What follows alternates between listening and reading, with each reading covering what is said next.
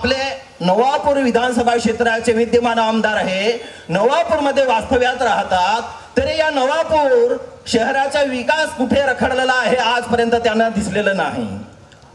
तुम्ही अजून त्या टेकड्यावर राहता, टेकड्यावरून सर्व तुम्हाला नवापूर शहराचे दृश्य दिसतं. जशी तुम्ही ग्रामीण भागामध्ये परिस्थिती करून ठेवली तशी या शहराची सुद्धा परिस्थिती करून ठेवलेली आहे. हे तुम्ही कधी बघणार आहात? या मंचावरून मला तुम्हाला विचारायचं आहे, तुम्ही रोज सकाळ संध्याकाळ या नवापूर मधून फिरत असतात, फक्त काय याच्या घरात घुसून त्याच्या घरात घुसून चहा पितात बस का? नवापूरचा विकास कसा करायचा तुम्हाला दिसत नाही का? जसं तुम्ही ग्रामीण भागातील रस्त्यांची दुर्व्यवस्था करून ठेवलेली आहे, पाण्याच्या प्रश्नांची दुर्व्यवस्था करून ठेवलेली आहे, तशी दुर्व्यवस्था या शहरात सुद्धा करून ठेवलेली आहे तुम्ही. आणि आता मतं मागायला फिरता आहेत. कोणत्या तोंडाने फिरता आहेत तुम्ही? आणि एक तर आपले दुसरे उमेदवार नदीच्या किनाऱ्यावर राहतात. या नवापूर शहरवासियांना पाण्याचा खूप गंभीर प्रश्न आहे, तो सुद्धा त्यांना दिसला नाही. नदीच्या किनाऱ्यावर राहत असून सुद्धा तुम्हाला या नवापूर वासियांसाठी 24 तास पाणी उपलब्ध करून देता आलं नाही. तुम्ही असं कसले पुढारी? जसे तुम्ही ग्रामीण भागातील पाणी पुरवठ्यांच्या योजना खाल्ल्या तसे शहरातही खाल्ल्या. मग या शहरवासियाने का म्हणून तुम्हाला मतदान करावं? म्हणून मी सांगत आहे की चांगला विचार करा. ज्याप्रमाणे याने ग्रामीण भागांचा विकास रखडलेला आहे, विविध योजना कागदावरच खाल्लेल्या आहेत, तसेच शहरातील सुद्धा. कारण गेल्या अनेक वर्षापासून या नवापूर शहराचे नगराध्यक्ष काँग्रेस पक्षाचे आहे आणि आमदार सुद्धा काँग्रेस पक्षाचे, तरी सुद्धा विकास कामं करता आले नाही. खासदारला येऊन आता 1.5 वर्ष झालंय, बाबा अजून शिकत येतो. त्याला थोडं शिकायला वेळ लागेल, कारण त्यांच्या बापाने तिकडे काही कामं केले नाही, तो अजून खूप काळ जाईल. फसलो आहे आपण त्याच्यात सुद्धा. जर खरं या नवापूर शहराचा विकास करून घ्यायचा असेल तर आपल्याकडे आज एकच पर्याय आहे, ते म्हणजे माननीय श्री शरददादा गावित, अपक्ष उमेदवार.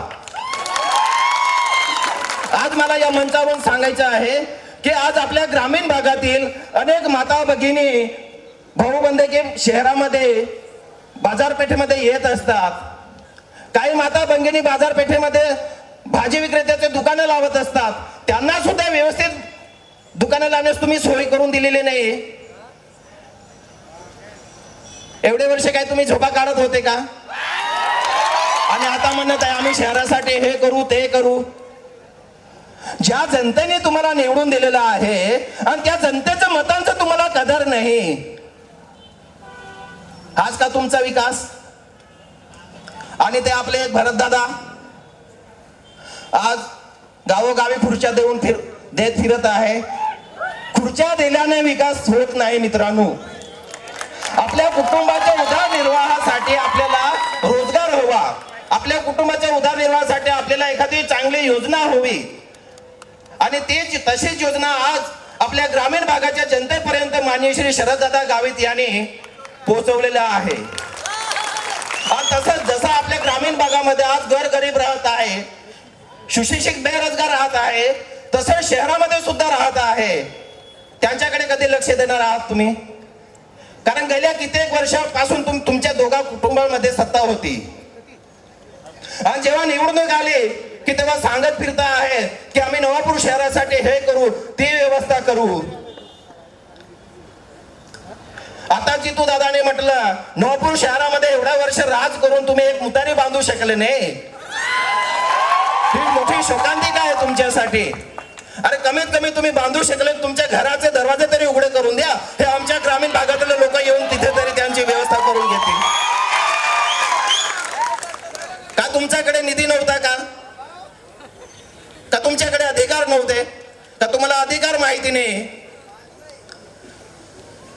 हा जो सर्व घोलमाल आहे हा तुम्ही आता जनतेने बंद करायला पाहिजे.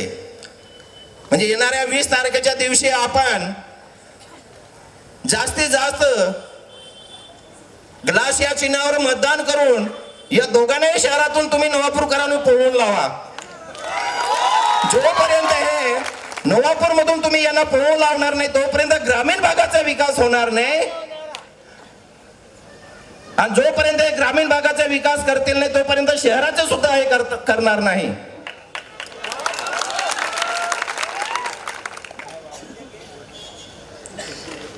रोजचं तुमचं वास्तव्य या शहरात आहे. शहरवासियांसाठी काय केलं आजपर्यंत?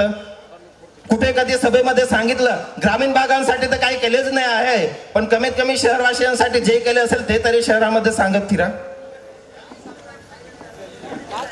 म्हणून नवापूर शहरातील शहरवासियांना माझी एक कळकळीची विनंती आहे, मागील काही वर्ष तुम्ही चुकले, परंतु आता तरी ही चूक करू नका.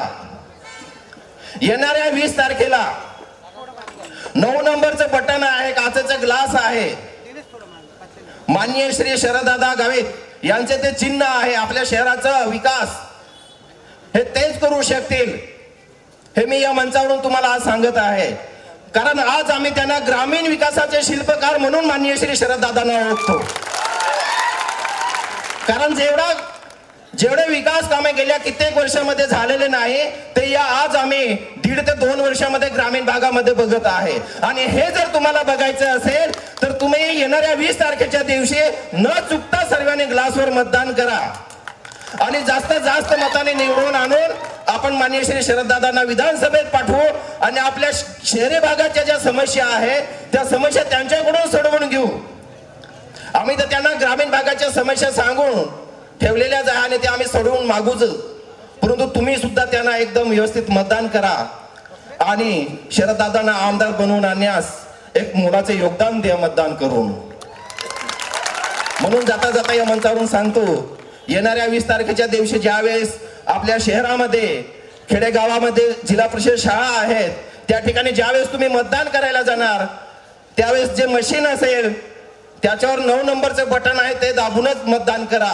इतर कुठल्याही नंबरचं बटन दाबू नका.